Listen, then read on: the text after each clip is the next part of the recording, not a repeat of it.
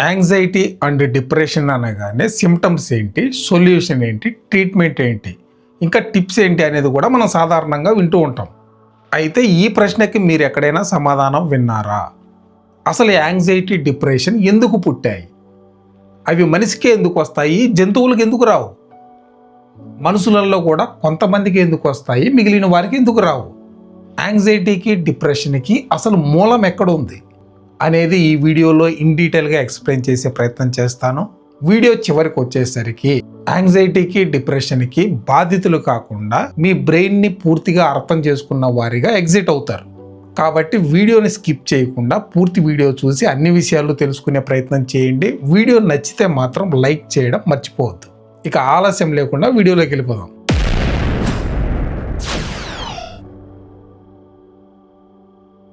ముందుగా మనం ఒక నిజం అర్థం చేసుకుందాం. మన బ్రెయిన్ అనేది మన పూర్వీకుల నుండి తరతరాలుగా పరిస్థితులను బట్టి తన లక్షణాలను మార్చుకుంటూ ఇంతవరకు పరిణామం చెందుతూ వచ్చింది. దీన్నే బ్రెయిన్ ఎవల్యూషన్ అంటారు. ఇక్కడ ఒకటి ఊహించుకోండి, ఒక దట్టమైన అడవిలో ఇద్దరు వ్యక్తులు నడుచుకుంటూ వెళ్తున్నారు. దారి పక్కనే ఒక గుంపు చెట్లల్లో ఒక సౌండ్ వచ్చింది. ఒక వ్యక్తి అనుకున్నాడు ఇక్కడ ఏమీ లేదులే అని. ఇంకో వ్యక్తి అనుకున్నాడు ఏదో ప్రమాదం ఉంది అని. ఏమీ లేదు అనుకున్న వ్యక్తి అక్కడే ఆగిపోయాడు. ప్రమాదం ఉంది అని భావించిన వ్యక్తి అక్కడి నుంచి పారిపోయాడు. ఇంతలోనే ఆ చెట్లలో నుంచి ఒక సింహం బయటకు వచ్చింది. అక్కడే ఆగి ఉన్న వ్యక్తిపై అటాక్ చేసింది, చంపేసింది. ఇక్కడ మనకు ఒక విషయం క్లియర్గా అర్థమవుతుంది. భయం అనేది మన పాలిట శత్రువు కాదు. భయం అనేది ప్రమాదాల నుండి మనల్ని కాపాడేదానికి తయారైనటువంటి ఒక రక్షణ వ్యవస్థ. ఇక్కడే యాంగ్జైటీకి మూలం ఉంది. అసలు యాంగ్జైటీ అంటే ఏంటి?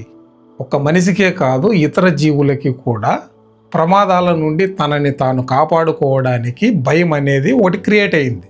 ఇది బ్రెయిన్లో అమిగ్డాలా అనే ఒక చిన్న భాగంలో ఈ భయం అనే ప్రక్రియ జరుగుతుంది. ఈ అమిగ్డాలానే థ్రెట్ డిటెక్టింగ్ సిస్టమ్ అని కూడా అంటారు. అంటే ప్రమాదాలను గుర్తించే ఒక వ్యవస్థ. ఇది మనిషి, జంతువులు, ఇతర జీవులు అన్నిటిలో భయం కోసమే క్రియేట్ అయింది. ప్రమాదాల నుండి వీటిని కాపాడడమే దీని పని.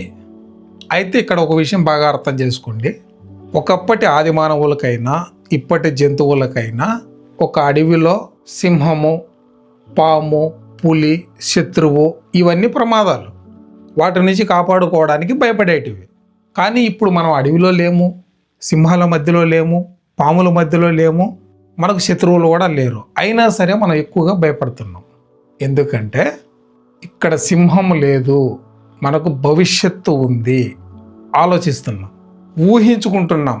నా భవిష్యత్తు ఎలా ఉంటుందో, ఏమైపోతుందో, ఏం జరుగుతుందో ఊహించుకుంటున్నాం, భయపడుతున్నాం. ఇక్కడ పాము లేదు, కానీ చేయాల్సిన ఉద్యోగం ఉంది, చేయాల్సిన పని ఏదో ఉంది, దక్కించుకోవాల్సింది ఏదో ఉందో.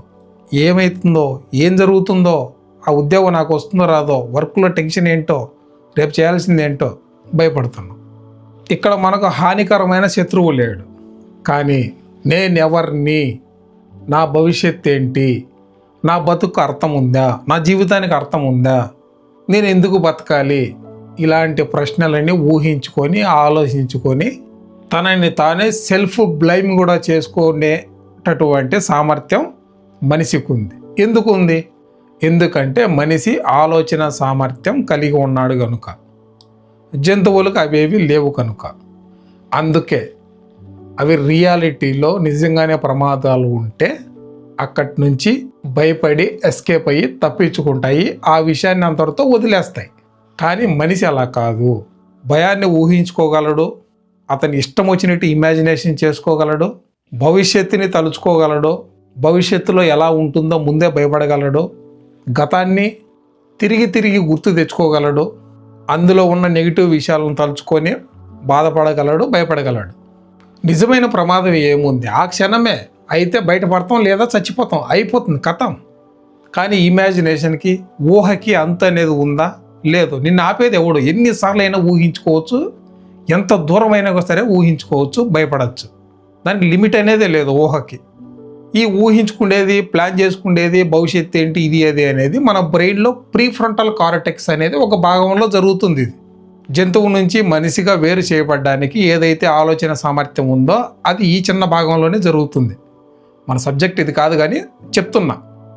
ఇన్ని ఊహించుకొని చేసుకోవడానికి, భయాన్ని క్రియేట్ చేసుకోవడానికి, భవిష్యత్తును ప్లాన్ చేసుకోవడానికి అన్నిటికీ కారణం ఒక ఆలోచన. కాబట్టి ఆ ఆలోచన ఈ ప్రీ ఫ్రంటల్ కార్టెక్స్ అనే ఒక బ్రెయిన్, ఒక చిన్న భాగం బ్రెయిన్లో ఉంటుంది, అందులో జరుగుతుంది.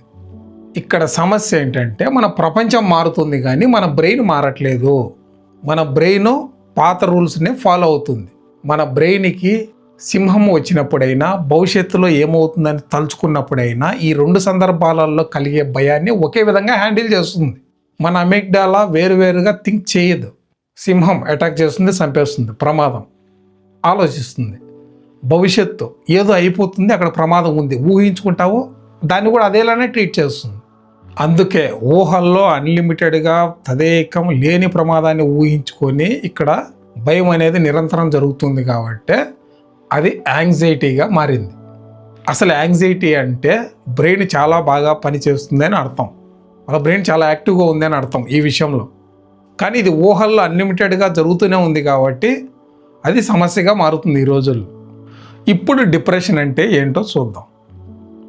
డిప్రెషన్ అంటే అది బలహీనత కాదు, సోమరితనము కాదు, లైఫ్ ఫెయిల్యూర్ అంతకన్నా కాదు. ఇది కూడా ఒక రక్షణ వ్యవస్థే. ఉదాహరణకి మన ఆది మానవులను, జంతువులను తీసుకుంటే ఆ గ్రూపులో ఒక యుద్ధం జరిగింది, కొట్టుకున్నారు, అందులో నుంచి ఓడిపోయారు, ఆ గ్రూపులో నుంచి బయటకు వెలివేశారు, ఆహారం దొరకట్లేదు. ఇలాంటి పరిస్థితులలో బ్రెయిన్ ఏమనుకుంటుందంటే నేను ఇంకా వాళ్ళతో పోరాడలేను, నన్ను బయటికి గెంటేశారు, ప్రస్తుతానికి ఆహారం కూడా లేదు, కాబట్టి ఇప్పుడు ఎదురు తిరిగితే ఫైట్ చేస్తే నేను చచ్చిపోతా అనుకొని ఇప్పుడు ఎనర్జీని సేవ్ చేసుకున్నాం అనుకొని ఎనర్జీ కన్జర్వేషన్ మోడ్లోకి వెళ్తుంది. అంటే ఎనర్జీని ఆదా చేసుకోవడం అనమాట. ఈ ఎనర్జీ కన్జర్వేషన్ మోడ్లోకి వెళ్తే ఏమవుతుంది?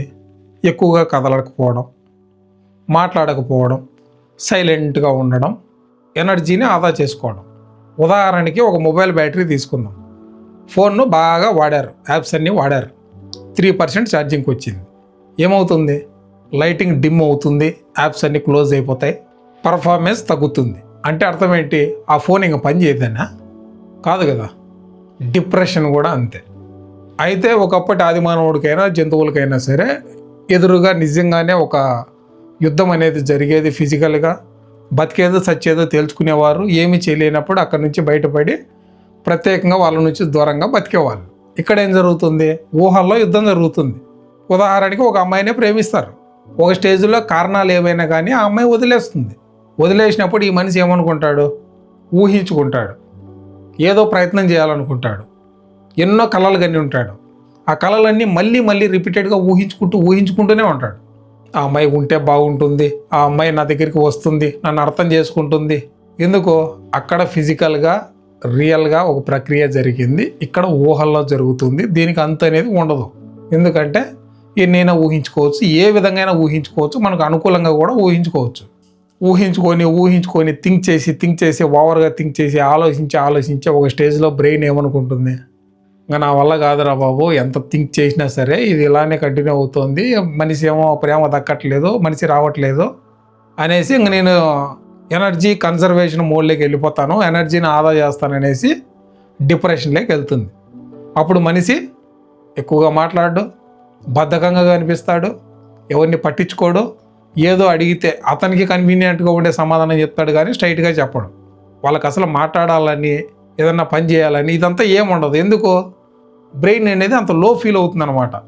అందుకే డిప్రెషన్లో ఉన్న వ్యక్తికి కార్బోహైడ్రేట్స్ ఇవ్వమని చెప్తారు. మామూలుగా డాక్టర్స్ కూడా సలహా ఇస్తారు. అలా ఏదైనా సిమ్టమ్స్ ఉంటే కార్బోహైడ్రేట్స్ ఏం చేస్తాయంటే వెంటనే బూస్టప్ చేస్తాయి, ఎనర్జీని స్పీడ్గా అందిస్తాయి అన్నమాట. ఇప్పుడు యాంగ్జైటీ, డిప్రెషన్ అనేది రెండు రెండు కలిపి వస్తాయి అనేది చూద్దాం. ముందుగా ఇవి రెండు కలిసే వస్తాయి అనేది ఖచ్చితంగా చెప్పలేము, అది డిపెండ్స్ ఆన్ సిచ్యువేషన్.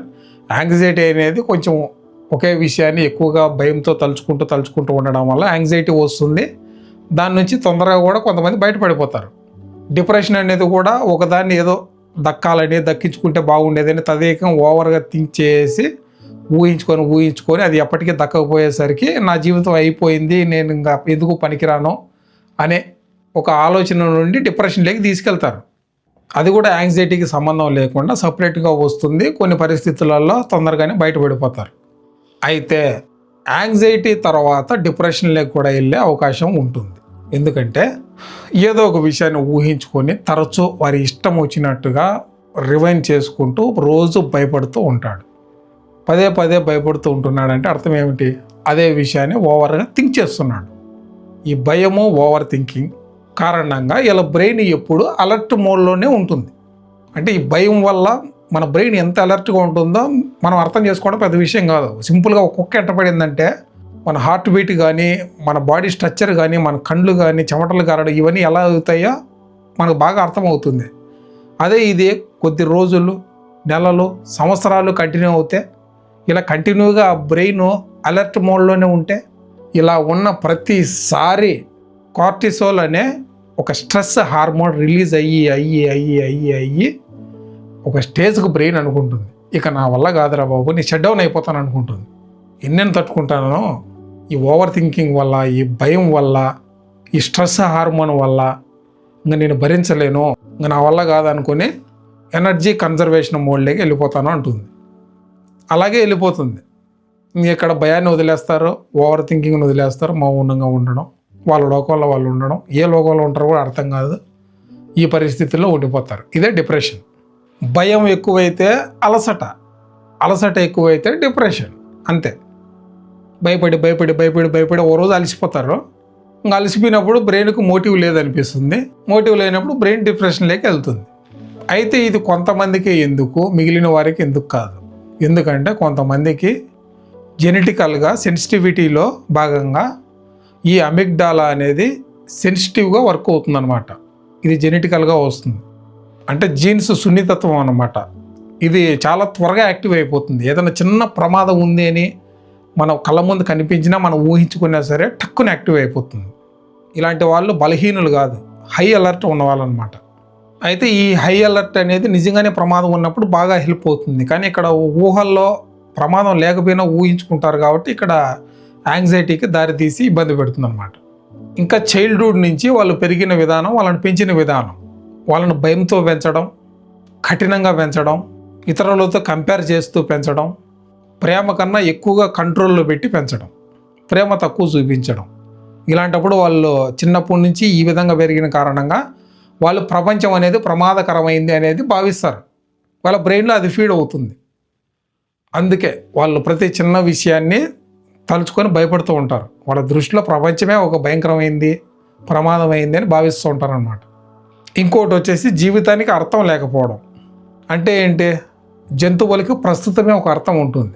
ఇప్పుడు నేను బతుకున్నాను, ఇప్పుడు నేను తినాలి, ఇప్పుడు ప్రమాదం నుంచి నన్ను కాపాడుకోవాలి, అది అర్థం. కానీ మనిషికి అలా కాదు కదా. ఓవర్గా థింక్ చేయడం. చెప్పుకున్నాం కదా, ఒక అమ్మాయిని ఊహించుకుంటాడు, లవ్ చేస్తాడు, ఫెయిల్ అయ్యిందంటే ఇంకా ఆ అమ్మాయే భవిష్యత్తు అంతా అనుకుంటాడు. ఉదాహరణకి చెప్తున్నా. లేదంటే ఏదో ఒక గోల్ పెట్టుకుంటాడు, ఒక ఉద్యోగం అనో ఒక కంపెనీ అనో ఏదో పెట్టుకుంటాడు. ఇదే నా జీవితం, ఇది సాధించితే నేను ఇంకా నా జీవితం గమ్యానికి వెళ్ళినట్టే అనుకుంటాడు. వాటిలో ఫెయిల్ అయితే నా జీవితం శూన్యం అయిపోయింది, ఇంకా ఏమీ లేదు అనుకుంటాడు. ఎందుకంటే వాని మోటివ్ అది కాబట్టి, వాని జీవితం అదే అని భావించినాడు కాబట్టి. ఎప్పుడైతే నా జీవితం ఏమీ లేదు, అంతా అయిపోయింది అని అనుకుంటాడో నీ బ్రెయిన్ ఖాళీ అవుతుంది. ఖాళీ అయినప్పుడు రెస్ట్ మోడ్లోకి వెళ్తుంది. అంటే ఎనర్జీ కన్జర్వేషన్ మోడ్లోకి వెళ్తుంది. దాన్నే డిప్రెషన్ అంటున్నాం. అయితే దీనికి ఇప్పుడు పరిష్కారం ఏంటి? ఇక్కడ ఒక నిజం ఏంటంటే, పాజిటివ్ క్వైట్స్ పరిష్కారం కాదు, మోటివేషన్ పరిష్కారం కాదు. మీ బ్రెయిన్కి మీరు నిజం చెప్పడం. ప్రమాదం అనిపించిన ప్రతిసారి ఇది నిజంగా ప్రమాదమా లేక నా భ్రమ, నా ఊహ అని మీరు ఆలోచించగలిగితే మీలోని ఒక భయం కేంద్రం అనేది, అమిగ్డాలా అనేది శాంతిస్తుంది. అంటే నెమ్మదిస్తుంది. కార్టిజాల్ అనే స్ట్రెస్ హార్మోన్ని తగ్గిస్తుంది. ఎనర్జీ తిరిగి మళ్ళీ పుంజుకుంటుంది. ఇప్పుడు మీకు ఒక డౌట్ వస్తుంది, బాగానే చెప్పేసిన వాళ్ళు బ్రో, చాలా సింపుల్గా ఇలా అవుతుందా? ఈ ప్రమాదం నిజమా లేదా భ్రమ అనేది బ్రెయిన్కి చెప్తే అది వింటుందా? మనకు ఆ టైంలో క్లారిటీ ఉంటుందా అని. అందుకే నేను నా ఒపీనియన్ చెప్తున్నాను. ఒక విషయం బాగా గుర్తుపెట్టుకోండి. ఏమవుతుందయ్యా మహా అయితే లైఫ్? మహా అంటే చచ్చిపోతాం, అంతే కదా. లవ్లో ఫెయిల్ అయినోడు ఎవడో ముందు బతకట్లేదా? ఇప్పుడు బతకలేదా? అందరూ డబ్బులు ఉన్నోళ్ళు, ఉద్యోగాలు ఉన్నోరు, పెద్ద పెద్ద స్థాయిలో ఉన్నోళ్ళే బతుకుతున్నారా? మిగతా వాళ్ళు బతకలేదా? అంతెందుకయ్యా మనమే చచ్చిపోతామా? అంతకుముందు ఎవరు చావలేదా? ఇక మీదట ఎవరు చావరా? లైఫ్ని తీసుకోవచ్చు కానీ మరీ ఓవర్గా సీరియస్గా తీసుకోకూడదు ఎప్పుడు కూడా. ప్రేమ అయినా, డబ్బు అయినా, గమ్యాలైనా, సక్సెస్లైనా ఏవైనా సరే నువ్వు బ్రతికుంటే నీకు అవసరం అవుతాయి. అవి దక్కలేదని నువ్వు చచ్చిపోయే స్థితికి వచ్చేది ఏంది? ఇది ఎంత నాన్సెన్స్ ఇది అసలు. ప్రేమలో మనమే కొత్తగా విఫలం అవ్వలేదు, గమ్యాలకి చేరుకోకుండా ముందే మనమే కొత్తగా ఆగిపోలేదు, డబ్బు లేకుండా పేదరికంలో మనం మాత్రమే బతకలేదు. చాలామంది బతికారు, అంతకొస్తే మనం మాత్రమే చావము, మనకంటే చాలా గొప్ప వాళ్ళు ముందు పోయినారు, తర్వాత కూడా పోతారు. ఇది ఎవరైనా సరే ఇది అర్థం చేసుకుంటే ఈ సమస్యలు రాకుండా ఉంటాయి. ప్రేమ కోసం డిప్రెషన్లోకి వెళ్ళడం ఏందిరా నాయన? నువ్వు పుట్టినప్పుడు నీకు సంబంధమే లేదు. వాళ్ళు కారణజన్ములు కాదు, నువ్వు కారణజన్ములు కాదు, నేను కారణజన్ముని కాదు. ఎవరి కోసం ఎవరు పుట్టరు ఇక్కడ. పుట్టిన తర్వాత వాళ్ళు బతకడం కోసమో మిగతా వాళ్ళని ఏదో కలుపుకుంటా ప్రేమలని ఇష్టాలని బంధాలని చేసుకుంటా పోతారు అంతే. వాళ్ళు లేరని డిప్రెషన్లోకి వెళ్ళిపోవడం ఏంది, కుంగిపోవడం ఏంది, చచ్చిపోవడం ఏంది? నాన్సెన్స్ అండి ఇది, సీరియస్గా చెప్తున్నా. సో ఇంక ఫైనల్గా చెప్పేది ఏంటంటే, యాంగ్జైటీ అండ్ డిప్రెషన్ అనేది అవి రోగాలు కాదు, పరిమితికి మించి ఎక్కువగా వాడబడుతున్న పరిస్థితులు. కాబట్టి ఆలోచన సామర్థ్యమే మనిషిని గొప్పవాణ్ణి చేసింది. అదే ఆలోచన సామర్థ్యమే మనిషిని బాధిస్తుంది కూడా ఇలాంటి వాటి వల్ల. ఆ ఆలోచనని ఇక్కడ ఎలా వాడుతున్నాం అనేదే మ్యాటర్ అవుతుంది. కాబట్టి మీరెవరు బలహీనులు కాదు, అందరూ తెలివైన వాళ్ళే. మీ ఆలోచనని తెలివిగా చాకచక్యంగా వాడండి. సో ఇది గాయస్ వీడియో మీకు నచ్చిందని అనుకుంటున్నాను. నేను చెప్పాలనుకున్న పాయింట్ మీకు ఈజీగానే కన్వే చేశాననే భావిస్తున్నాను. వీడియో పట్ల ఉద్దేశం ఏదన్నా కానీ కింద కమెంట్లో చెప్పండి. వీడియో నచ్చితే లైక్ చేయడం మర్చిపోవద్దు. ఇలాంటి మరెన్నో ఉపయోగకరమైన వీడియోలు నేను అప్లోడ్ చేసిన వెంటనే మీ ముందుకు రావాలంటే ఛానల్ని సబ్స్క్రైబ్ చేసుకొని సపోర్ట్ చేయండి. Thank you so much.